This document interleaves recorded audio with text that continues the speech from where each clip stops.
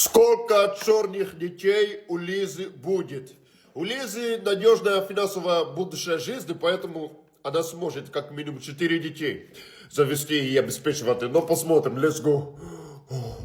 Раз, два. Ну, уже 3 детей, как минимум, это уже стабильно. Но как в Африке, 16 уже перебор. Да ничего себе, Лиза.